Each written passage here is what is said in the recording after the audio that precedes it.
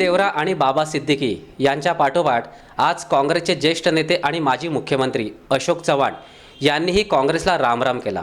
अशोक चव्हाण यांनी पक्ष सदस्यत्वाचा राजीनामा प्रदेशाध्यक्ष नाना पटोले यांच्याकडे सुपूर्द केला आणि आमदारकीचा राजीनामा त्यांनी विधानसभा अध्यक्ष राहुल नार्वेकर यांच्याकडे सुपूर्द केला। दरम्यान या राजकीय भूकंपामुळे राजकीय क्षेत्रात प्रचंड खळबळ माजली आहे। या संदर्भात प्रतिक्रिया व्यक्त करताना उपमुख्यमंत्री देवेंद्र फडणवीस यांनी आगे आगे देखो होता है क्या अशी सूचक प्रतिक्रिया व्यक्त केली आहे। काही पत्रकारांनी अशोक चव्हाण यांना गाठल्यानंतर अशोक चव्हाणांनी प्रतिक्रिया देताना सांगितले की पक्षाला मी मोठं केलं, पक्षाने मला मोठं केलं। त्याचप्रमाणे आमदार निधी देताना मुख्यमंत्री असताना मी कुठलाही दुजाभाव केला नाही। येत्या 2 दिवसांमध्ये मी माझी राजकीय भूमिका मांडणार आहे। मी आज काँग्रेस पक्षाच्या विधानसभेच्या सदस्यत्वाचा आज राजीनामा अध्यक्षांना दिलेला आहे। त्यानंतर मी काँग्रेस वर्किंग कमिटी, काँग्रेसच्या याचा मी राजीनामा आणि विधिमंडळ काँग्रेस पक्षाच्या सदस्यत्वाचा राजीनामा आज मी दिलेला आहे। आणि मी काँग्रेसमध्ये होतो तेव्हा प्रामाणिकपणे पक्षाचं काम केलेलं आहे। मला कुठलाही कोणाबद्दलही करायची नाही आणि मी कोणाबद्दल व्यक्तिगत माझ्या मनात कुठल्याही प्रकारची वेगळी भावना नाही। प्रामाणिक जोपर्यंत काँग्रेसमध्ये होते तोपर्यंत राजकीय दिशा मी 1-2 दिवसामध्ये निर्णय घेईल। अद्याप मी ठरवलं नाही मला काय हवी लागेल।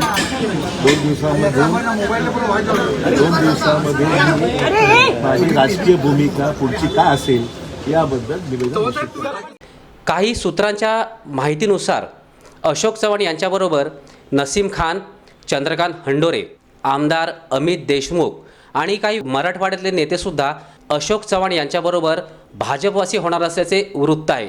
तूर्त तरी अशोक चव्हाण यांनी भाजपमध्ये प्रवेश करणार असल्याच्या वृत्तावर कोणतीही प्रतिक्रिया व्यक्त केलेली नाही। मात्र काही 7 ते 8 आमदार त्यांच्याबरोबर भाजपवासी होणार अशी चर्चा आहे।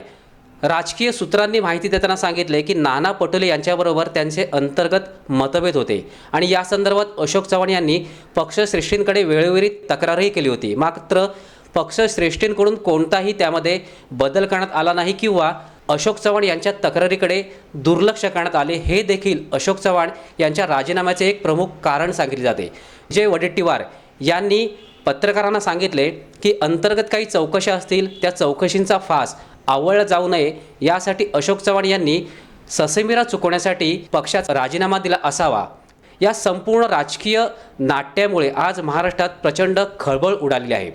2 दिवसानंतर अशोक चव्हाण आपली भूमिका स्पष्ट करतीलच, मात्र ते काही समर्थकांना घेऊन निश्चितच भाजपमध्ये प्रवेश करणार असल्याचे सूत्रांचे म्हणणे आहे। कॅमेरामॅन संदीप हरमलकरसह Sunil Salvi, Times Digital Mumbai. Times डिजिटलला लाईक करा, सबस्क्राईब करा, शेअर करा आणि बेल आयकॉन दाबायला विसरू नका। पाहत रहा टाइम्स डिजिटल।